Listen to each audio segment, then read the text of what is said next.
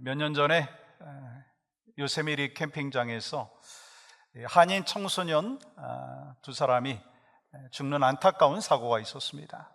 원인은 거대한 한 그루의 나무가 텐트 위를 덮쳤기 때문이죠. 그렇다면 여러분, 수많은 나무들이 있었는데요, 왜 하필이면 그 나무가 쓰러졌을까요? 단지 그 나무에게만 바람이 세게 불었기 때문일까요? 아니잖아요. 뿌리가 약하기 때문입니다. 나무의 뿌리가 얼마나 깊은지는요, 바람이 불면 알게 되더라고요. 평상시에는 다 똑같아 보이죠? 그렇지만 이 폭풍이 몰아치면 튼튼한 뿌리를 갖고 있는 나무와 그렇지 않은 나무가 다른 모습으로 나타나는 것을 보게 되죠. 금도 마찬가지예요. 진짜 금인지 아닌지는요, 불을 통과해 봐야 안다라고 하더라고요. 왜냐하면 불이 지나갈 때 불순물은 사라지고 오직 순금만 남기 때문입니다. 우리의 믿음도 마찬가지예요. 사실 평안할 때 잘 모르더라고요. 근데 시험이 찾아오고 어려움이 찾아올 때 비로소 진짜 믿음인지 almost 믿음인지 구분이 된다는 것이죠. 그렇다면 이 교회의 영적인 수준은 언제 드러날까요? 교회의 영적인 수준은 언제 드러날까요? 마찬가지로 평안할 때는 잘 모른다라고 하는 것입니다. 진짜 실력은요, 문제가 생길 때, 위기가 찾아올 때 드러난다라고 하는 것이죠. 어려움이 올 때 교회가 어떻게 반응하느냐, 그때 그 공동체의 믿음의 깊이, 영적인 건강함이 드러난다라고 하는 것이죠. 바로 안디옥 교회가 그런 상황을 맞이했습니다. 교회 안에 논쟁이 일어났어요. 의견이 갈라지는 거예요. 예수 그리스도를 믿음으로 구원을 받는다라고 하는 복음의 진리를 두고 율법을 지켜야 한다, 할례를 받아야 된다 주장하는 사람들이 나타난 것입니다. 그렇다면 안디옥 교회는 그 상황 속에서 어떻게 반응했죠? 사람의 말이 아니라 하나님의 뜻을 구하면서 문제 앞에 바로 서는 것을 보게 됐죠. 이것이 위기 속에서도 하나님을 바라보는 건강한 교회의 모습입니다. 여러분, 안디옥 교회는요, 여러분들이 잘 아시듯이 개척한 지 얼마 안 된 교회였습니다. 그런데 이 문제 앞에서, 분열 앞에서 지혜롭게 문제를 해결하는 것을 보게 됐죠. 안디옥 교회는요, 감정적으로 싸우거나 분열하지 않았습니다. 자신들의 문제를 가지고 예루살렘 교회에 판단을 요청하죠. 왠지 아십니까? 그 당시에 예루살렘의 그 교회는요, 사도들과 장로들, 그들이 있었는데 그들이 바로 영적인 리더였기 때문이죠. 여러분, 그들이 모여서 함께 회의를 했는데요, 그 회의가 바로 예루살렘 공의회, 교회 첫 총회입니다. 이 바울과 바나바는요, 예루살렘에 도착했을 때 교회와 사도들 그리고 장로들의 환영을 받았습니다. 그것이 바로 오늘 4절의 말씀이죠. 예루살렘에 이르러 교회와 사도와 장로들에게 영접을 받고, 그들은 이방인들이 예수 그리스도의 복음을 믿고 구원받는다라고 하는 놀라운 간증을 했습니다. 왜냐하면 율법으로는 결코 이룰 수 없었던 구원의 역사를 예수님께서 십자가에서 이루셨기 때문에, 그렇기 때문에 예수 그리스도의 피가 우리 죄를 깨끗하게 씻어주셨습니다. 우리를 죽음에서 살려주셨습니다. 우리에게 새 생명을 주셨습니다 라고 하는 것을 고백하는 것이죠. 근데요, 여전히 자신의 주장을 굽히지 않는 사람들이 있었습니다. 회의가 시작되자 먼저 바리새파 사람 중에서 믿는 사람들이 일어나 뭐라고 말하는 줄 아십니까? 5절의 말씀 보십시오. 바리새파 중에 어떤 믿는 사람들이 일어나 말하되 이방인에게 할례를 행하고 모세의 율법을 지키라 명하는 것이 마땅하다 아니라, 그야말로 바리새파 사람다운 주장 아닙니까? 그들은 여전히 율법의 행위를 붙들며 인간의 의로 구원을 얻을 수 있다고 주장합니다. 그렇게 한쪽은 예수 그리스도의 십자가의 복음을 말하면서 그것이 바로 구원의 길입니다 라고 외치고 있고, 다른 한쪽은 복음만으로는 부족합니다, 율법을 지켜야 합니다, 할례를 받아야 합니다 주장했다는 거예요. 복음의 본질을 흔들고 있는 심각한 논쟁입니다. 그런데요, 이 7절부터 상황이 바뀌는 걸 여러분 보십니까? 많은 논쟁 뒤에 베드로가 일어나서 7절부터 11절까지 발언하면서 결론을 맺는데 그 결론이 바로 11절의 말씀입니다. 주 예수의 은혜로 구원받는 줄을 믿노라. 이 한마디는요, 초대교회 복음 선언이자 교회의 방향을 결정짓는 고백이었습니다. 구원은 오직 예수 그리스도의 은혜로 받는 것입니다. 내가 잘나서, 내가 똑똑해서, 무엇을 내가 잘 선택했기 때문이 아니라고 하는 것입니다. 성령님의 역사하심을 믿기 때문에 믿음과 구원은 전적인 하나님의 은혜입니다. 그 고백을 했죠. 이어서 이 바울과 바나바가 일어나서 이방 선교 현장에서도 성령님이 임하셨고 표적과 기사를 행하셨다라고 하는 것을 증언하죠. 그리고 그들이 말하는 동안 온 무리가 가만히 들었다라고 하는 거예요. 여러분 12절 말씀 보시면 이렇게 기록합니다. 온 무리가 가만히 있어. 그리고 마지막 당시에 예루살렘 교회의 지도자인 예수님의 동생 야고보가 일어나가지고 결론을 이렇게 맺습니다. 19절 말씀 보십시오.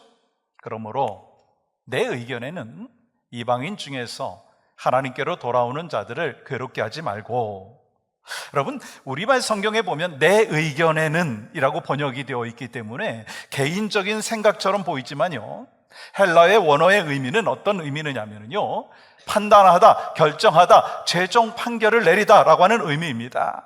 다시 말해서 야고보는요, 자신의 개인적인 의견을 말하는 것이 아니라 공식적인 총회 결론을 선언한 것입니다. 그 결론이 무엇입니까? 오직 예수 그리스도의 은혜로 구원을 받는 것입니다. 예수님 믿어서 구원받는 것입니다. 그러니 하나님께로 돌아오는 이방인들을 괴롭게 하지 마십시오. 이 말에는요, 분명한 메시지가 있었습니다. 율법과 전통으로 사람을 묶지 마십시오. 유대인이 되어야지 크리스찬이 되는 것이 아닙니다. 그러니 은혜로 구원받은 사람을 정죄하거나 힘들게 하지 마십시오 라고 하는 거예요. 여러분 그 장면을 한번 좀 생각해 보시겠어요? 지금 검사와 같은 유대 신자들이 일어나가지고 이방인들을 고발합니다. 저들은 할례도 받지 않았습니다. 저들은요 율법도 지키지 않았습니다. 그때 변호인으로서 베드로가, 바울과 바나바가 일어섭니다. 담대히 어떻게 증언하죠? 하나님께서는 그들에게도 우리와 같이 성령님을 주셨습니다. 그들도 믿음으로 구원받은 하나님의 백성입니다. 그렇게 선포할 때 회의장은요 조용했고 긴장감이 감돌았습니다. 그리고 마지막에 야고보가 재판장과 같은 권위로 입을 열어서 이렇게 선언을 하는 것입니다. 그러므로 하나님께 돌아오는 이방인들 괴롭게 하지 마십시오. 여러분 그 한마디가 초대교회의 방향을 정한 것입니다. 구원의 근거는 오직 예수 그리스도의 십자가와 그 십자가의 은혜로 구원의 역사가 있다라고 하는 사실을 선포한 것입니다. 다시 말해서 신앙의 중심이 율법을 지키는 사람에서 예수님을 믿는 사람으로 옮겨진 것이죠. 그러니까 복음은 민족의 장벽을 넘고 복음은 율법의 그 벽을 넘어서 모든 사람에게 열려 있다라고 하는 것입니다. 그렇다면 오늘 이 본문을 통해서 여러분과 저에게 주시는 영적인 레슨이 무엇인가라고 하는 것입니다. 그 첫 번째는요, 성령님이 일하실 때 갈등이 은혜로 바뀐다는 것입니다. 성령님이 일하시면 갈등이 은혜로 바뀐다는 것이죠. 얼마 전에 저희 친구 목사님과 대화를 하는데 그 목사님이 이런 이야기를 하시더라고요. 그 목사님이 섬기는 교회에 재직회를 하려면 성도들이 긴장을 하신다는 거예요. 왜냐하면 종종 재직회에서 큰 소리가 나고 의견이 부딪히기 때문에. 그래서 서로 의견을 주고받으면서 교회를 위한다고 하지만 목소리가 커지면서 그때마다 상처가 나오고 그때마다 오해가 쌓인다는 것입니다. 그러던 어느 날 그 목사님께서 그 재직회 하기 전에 이렇게 제안을 하셨다고 하더라고요. 여러분, 오늘 회의하기 전에 5분만 함께 기도하고 회의했으면 좋겠습니다. 우리의 생각보다 성령님께서 더 좋은 결정을 주실 것을 믿고 우리가 기도하고 회의를 했으면 좋겠습니다. 이 모든 성도들이 함께 동의를 하고 모두가 고개를 숙이고 조용히 기도했습니다. 근데 놀라운 일이 벌어진 것이에요. 그동안 그렇게 날카로웠던 말투가 부드러워지는 거예요. 결국은 한 마음으로 결론이 났다고 합니다.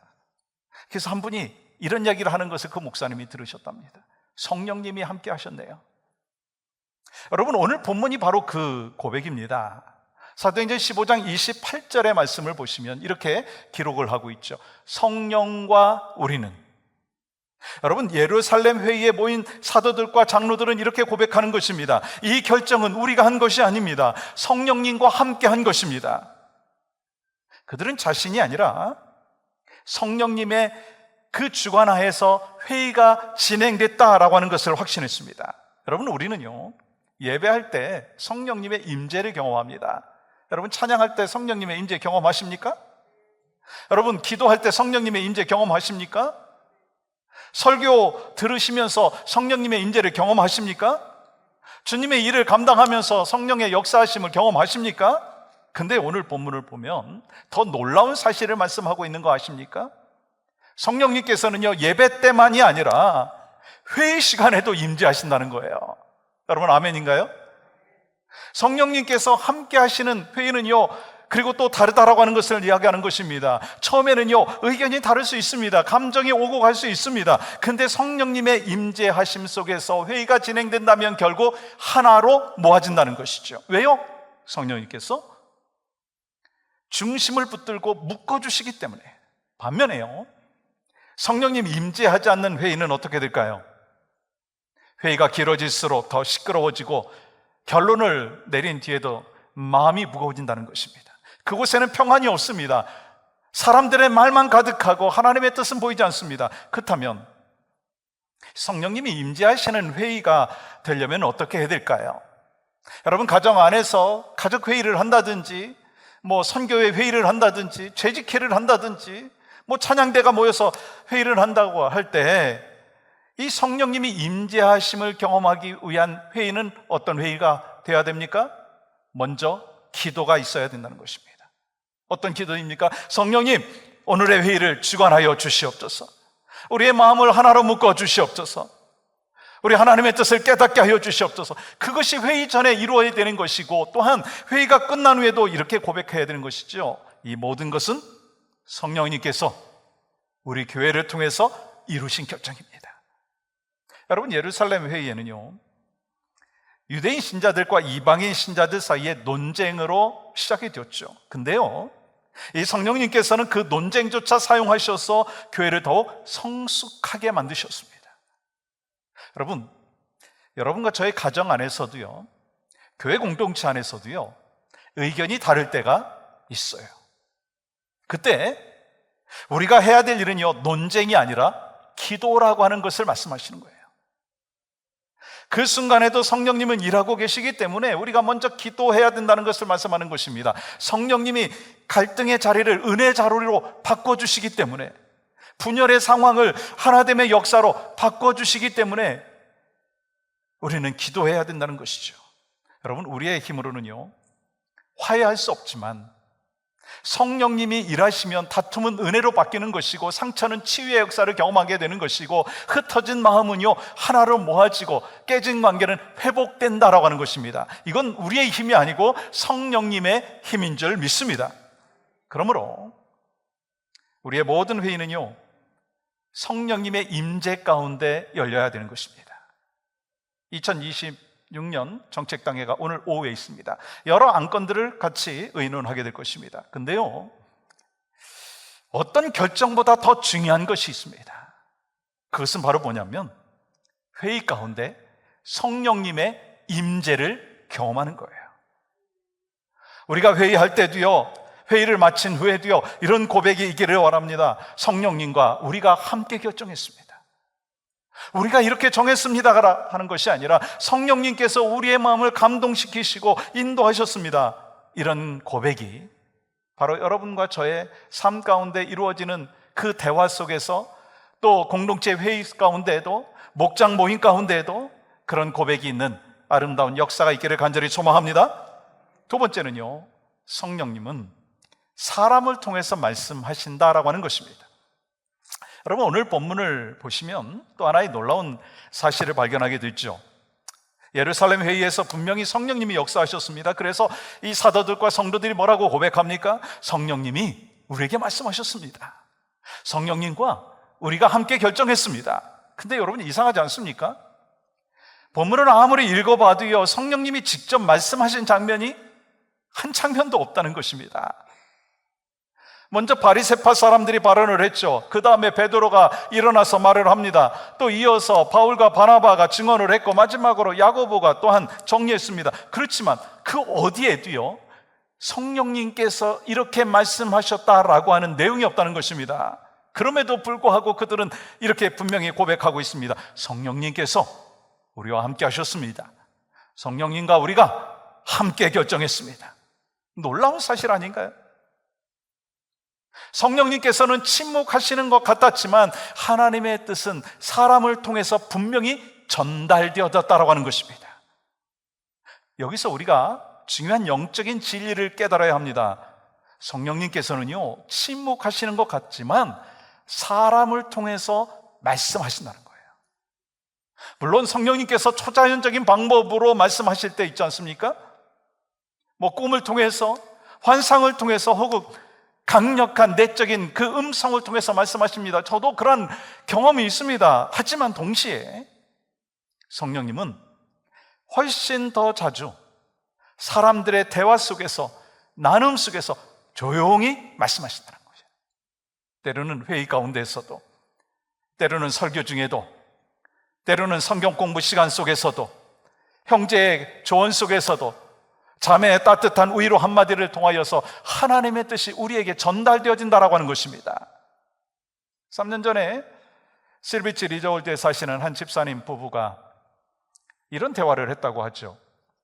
남편 집사님이 이제 나이도 들고 운전이 불편하니까 리저월드 안에 있는 교회를 다니자. 아내가 이렇게 반응을 했습니다. 난 죽을 때까지 영락교회 나가겠습니다. 제가 그 대화를 듣고 마음이 좀 무거워졌어요. 하나님께서 맡기신 영혼이라면 천국 가실 때까지 섬기는 것이 마땅하다라고 하는 마음이 저한테 있었어요. 다른 분은 다르게 생각할 수도 있겠죠. 연세가 드셨으니까 가까운 교회 나가게 하는 거, 그 배려라고 그렇게 생각하실 수도 있었겠지만 저는 하나님께서 저한테 그렇게 음성으로 다가왔다고 생각했습니다. 그래서 차를 보내드린다라고 생각을 하니까 미니밴 한두 대 보낸다고 해서 해결될 문제가 아니더라고요. 또 교회에서 버스를 하나 이렇게 렌트를 해가지고 매주 보내드리는 거, 그 생각을 했는데 그 재정적인 거 만만치 않더라고요. 우리 교회로서는 할 수가 없는 것이었습니다. 또 그러던 와중에 또 어느 분이 그런 이야기를 하시는 거예요. 이 실비치 안에 가나안 성도들이 많습니다. 오랫동안 신앙생활을 하다가 이 코비드 때문에, 이 교회에서 다투는 그 일로 인하여서 더 이상 나는 교회 나가지 아니하고 그냥 이 온라인으로 예배드리겠습니다 라고 하는 사람들이 많다라고 하는 이야기를 하시더라고요. 어떻게 해야 되나? 근데 주님이 제 마음 가운데 이런 마음을 주시는 거예요. 네가 가면 되는 거 아니야? 저는 그 마음을 갖고 이게 나한테만 주는 하나님의 음성인가? 혹시 이걸 컨펌해야 되는데 라고는 생각을 했습니다. 그래서 당회 때 우리 장로님들한테 안건을 내놓았습니다. 모든 장로님들이 이렇게 말씀하시는 거예요. 영혼권을 위해서라면 100% 서포트하겠습니다. 저는요, 그 집사님의 부부의 대화 속에서, 또한 그 성도님의 그 말씀 속에서, 또 우리 장로님들의 의견을 하나님의 음성으로 받아들였습니다. 여러분, 이와 같이 하나님께서는요, 사람을 통해서 말씀하시기 때문에 실비치 캠퍼스가 시작된 것입니다. 여러분, 오늘 본문에도 그렇습니다. 성령님께서요, 베드로를 감동시키셔서 일어나게 하셨어요. 그의 입술을 통해서 복음의 진리가 선포되게 하셨습니다. 이어서 바울과 바나바가 성령님의 감동하심으로 인하여서 이방 선교의 현장에서 있었던 일들을 증언하게 되었습니다. 마지막으로 하나님께서는요, 야고보의 입술을 사용하셔서 하나님의 뜻을 선포하게 하셨습니다. 여러분, 성령님은요, 직접 말씀하지 아니하셨다라고 하는 거예요. 그렇지만 사람의 입술을 통해서 말씀하셨다는 것입니다. 여러분, 이것이 바로 성령님의 역사하심 아닌가요? 그렇다면 왜 우리가 예배 중에 설교 시간을 중요하게 여겨야 되느냐라고 하는 것입니다. 왜 이 설교 시간을 중요하게 또한 여기고 있느냐라고 하는 것입니다. 아니 온라인에 나와 있는 수많은 설교 들어도 되는 거 아닙니까? 온라인에서 드리는 그 예배 드려도 되는 거 아닙니까? 왜 우리가 함께 모여서 드리는 이 예배, 이 찬양, 오늘의 말씀이 중요하냐라고 하는 것입니다. 그 이유는 단 하나입니다. 성령님께서 우리 공동체에 기름 부으신 그 사람의 입술을 통해서 말씀하신다라고 하는 것입니다. 그러니 사도 바울이 데살로니가전서 2장 13절에서 이렇게 말을 하죠. 이러므로 우리가 하나님께 끊임없이 감사함은 너희가 우리에게 들은 바 하나님의 말씀을 받을 때에 사람의 말로 받지 아니하고 하나님의 말씀으로 받음이니. 바울은 이렇게 고백하는 것입니다. 너희가 내 말을 사람의 말로 듣지 아니하고 하나님의 말씀으로 받았기 때문에 감사하다는 것입니다. 사랑하는 여러분, 오늘 이 시간 예배 가운데 성령님의 음성을 듣는 귀한 역사가 있기를 간절히 소망합니다. 하나님께서는요, 크게 외치시는 음성으로만 말씀하지 않는다는 것입니다. 때로는 내가 듣기 원하지 않는 말 속에서도, 연약한 사람의 입술을 통해서도 하나님의 뜻이 전달된다는 것입니다. 아내의 자그마한 의견 속에서도, 남편의 한 가지의 주제를 갖고 대화하는 그 의견 속에서도 성령님께서 말씀하신다라고 하는 것입니다. 그러니까 우리는 겸손한 마음으로 어떤 사람의 말 속에서도 성령님의 음성을 들으려고 귀를 기울여야 한다는 것입니다. 그 말씀이 때로 여러분의 마음을 감동시키기도 하고요, 때로는 그 말이 눈물을 흘리게도 하고요, 때로는 결단하게도 한다는 것입니다. 그래서 저는요, 매주 설교를 준비하면서 이런 기도를 합니다. 성령님, 제 마음을 감동시켜 주시옵소서. 성령님, 제 입술을 사용하여 주시옵소서. 성령 하나님, 저에게도 은혜를 주실 뿐만 아니라 제가 은혜를 받은 그 말씀을 통하여 우리 성도들이 은혜 받게 하여 주시옵소서. 그렇기 때문에 오늘 이 시간 성령님께서 사람을 통해서 말씀하시고 그 말씀이 여러분의 영혼 깊은 곳에 울림으로 다가오는 역사가 있기를 주의 이름으로 간절히 축복합니다. 또 한 가지는 성령님은 깨진 마음을 하나 되게 하신다라고 하는 것입니다. 성령님의 역사는요, 언제나 분열이 아니라 연합으로 끝나는 것을 여러분 아십니까? 오늘 본문에서 예루살렘 공회가 보여준 그 결과는 바로 그것입니다. 서로 다른 배경입니다. 서로 다른 감정이 있습니다. 서로 다른 생각을 갖고 있는 사람들이 모였지만 결론이 무엇입니까? 분열이 아니라 하나됨이었습니다. 그 회의가 끝난 후에 교회는요, 더 깊은 평안과 일치를 경험했습니다. 왜일까요? 그 중심에 성령님이 계셨기 때문인 것이죠. 여러분, 오늘 본문을 보면 처음에는요, 분명히 반대의 목소리가 있었습니다. 5절 말씀 보십시오. 이렇게 기록하지 않습니까? 모세의 율법을 지키라 명하는 것이 마땅하다. 여러분, 이 바리새인들이요, 철저한 율법 교육을 받았던 사람들 아닙니까? 그래서 할례를 받아야 구원을 받는다 확신을 갖고 있었습니다. 근데 놀라운 변화가 일어난 거 여러분 아십니까? 그들은요, 회의가 진행되는 동안 더 이상 반론하지 않았습니다. 베드로가요, 자신들과 정반대되는 그 주장을 할 때에도, 바울과 바나바가 이방인을 향한 하나님의 그 역사를 간증할 때에도, 또 야고보가 결론을 내릴 때도 조용했어요. 여러분, 더 놀라운 것은 무엇인 줄 아십니까? 그 회의가 끝난 뒤에도요, 나는 그 결정을 받아들일 수 없습니다 라고 한 사람이 한 사람도 없고 한 사람도 떠나지 않았다는 것입니다. 여러분, 그들은 교회의 결정을 존중했고 비난하지 않았고 분열하지 않았어요. 저는 이 부분을 읽으면서 깊은 감동을 받았습니다. 우리 모두는요, 나름대로 각자의 생각의 틀이 있습니다. 그렇잖아요. 백그라운드가 다 다르시니까 믿음의 그 모습도 또 다르지 않습니까? 내가 보기에는 이게 맞고 이 방식이 옳다, 나름대로 기준이 있습니다. 근데요, 참된 신앙인은요, 이렇게 말한다는 것입니다. 내 생각에는 이게 맞는 것 같지만 하나님께서 저 사람을 통해서 말씀하신다면, 그 말씀이 하나님의 뜻이라면 나는 내 생각, 내 주장 내려놓겠습니다. 그게 성숙한 신앙인의 모습 아니겠습니까? 여러분, 본문에 등장하고 있는 사람들이요 모두 그런 사람들이었습니다. 자기 생각이 무너지고 하나님의 생각으로 채워지는 역사가 있었습니다. 그러다 보니까 뭐가 나타났어요? 교회가 하나가 되고요, 그 하나님의 중심에는요 누가 계셨습니까? 성령 하나님이 계셨다라고 하는 것입니다. 여러분, 베드로 보십시오. 그는 완고한 율법주의자였어요. 근데 하나님께서 고넬료의 집으로 보내시면서 환상을 통해서 그 나름대로의 자부심을 깨트리셨어요. 그래서 하나님은요 유대인만이 아니라 이방인도 구원하신다라고 하는 것을 이야기하지 않습니까? 여러분, 바울은 어떻습니까?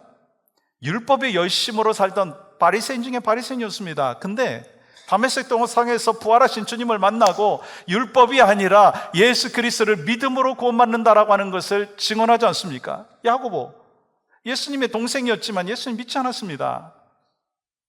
근데 부활하신 예수님 만나고 난 뒤에 뭐라고 고백합니까? 그분은 내 형님이 아니라 나의 주님이십니다.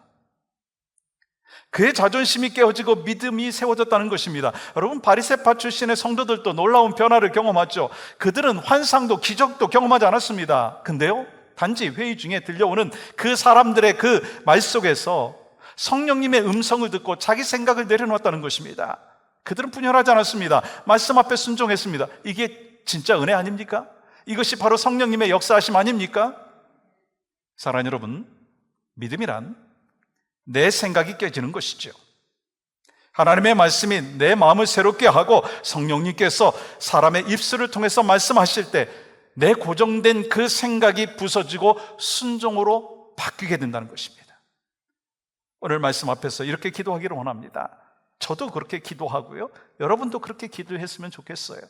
주님, 제 생각을 깨뜨려 주시고 제 뜻을 부숴주시고 하나님의 뜻에 순종하게 하여 주시옵소서. 진짜 역사는요 말씀으로 내 자신이 깨뜨려질 때 역사가 되어진다는 거예요. 말씀을 통해서 내 생각이 틀렸지만 하나님의 말씀이 옳구나, 이렇게 깨닫는 순간 여러분의 삶과 저의 삶 가운데 성령님의 역사하심을 경험하게 되는 것이고, 만약에 깨지지 않는다면요 교회 안에 불화가 생긴다는 것입니다. 여러분, 예수님은 예배 시간에만 임재하시는 분이 아닙니다. 성령님께서는요 회의 중에도 모임 가운데도 함께 하십니다. 그것이 바로 마태복음 18장 20절의 약속의 말씀 아닙니까? 같이 읽을까요? 시작. 두세 사람이 내 이름으로 모인 곳에는 나도 그들 중에 있느니라. 우리 예수님은 그 약속을 지키셨어요. 그리고 지금도 두세 사람만 예수 그리스도의 이름으로 모이면 그 자리에 함께 하신다고 말씀하셨습니다. 그러니까 우리가 목장 모임도요 우리 사람들끼리 모이는 것 같지만 아니잖아요. 성령님께서 함께 하시는 자리예요. 회의하는 것도 마찬가지입니다. 이번 11월 달에는 각 선교회별로 총회를 하잖아요. 회의할 때도 마찬가지예요. 성령님이 함께 하시는 그 회의인 것을 기억하시기 바랍니다. 그리고 우리의 가족 안에서 모임 가운데서도 성령님의 역사하심, 일하심, 그것이 바로 성령님께서 직접 음성으로 들려주실 수도 있지만 사람을 통해서 주시는 그 음성을 분별하여서 결국 하나됨의 역사, 하나님이 원하시는 하나됨의 역사는 바로 여러분의 삶과 가정과 교회 가운데도 계속해서 이루어져야 될 줄 믿습니다. 오늘 말씀을 정리합니다. 오늘 말씀을 통해서 주님은 말씀하십니다. 구원의 역사는 율법을 지킨다고 해서 되는 것이 아니다. 구원의 역사는 할례를 받아서 되는 것이 아니다. 구원의 역사는 오직 예수 그리스도를 믿음으로 얻는 것이다. 그런데 이방인과 그 유대인들이 예수 그리스도를 구주로 영접하고 그 다음에 요구하는 건 다른 것이 아니었습니다. 딱 하나였습니다. 믿는 자답게 살아라, 거룩성을 이루어라 말씀하십니다. 그리하면서 성령 하나님께서는요 지금도 우리 가운데 일하시고 역사하고 계십니다. 어떻게 해요? 회의 가운데도요 성령님이 임하시고, 우리가 봉사하고 섬기는 가운데도 성령님이 임하시고, 그리고 또 성령께서는 말씀을 하실 때 꿈을 통해서 환상을 통해서 말씀도 하시지만 때로 아내를 통해서 말씀도 하시고요, 어린아이를 통해서도 말씀하시고, 연세 드신 분을 통해서 말씀하시고, 초신자를 통해서도 말씀하시고, 오래된 신앙의 여정을 걷고 있는 사람을 통해서도 말씀하십니다. 그리고 결국은 그 하나님께서 주시는 그 성령의 인도하심 가운데 우리에게 주님이 기대하시는 건 하나입니다. 하나됨이라고 하는 것입니다. 빨리 가려고 애쓰는 것이 아니라 하나된 모습으로 가기를 원하십니다. 이를 위해서 필요한 것이 무엇입니까? 내 힘이 아니라 성령님의 역사하심을 경험하는 것입니다.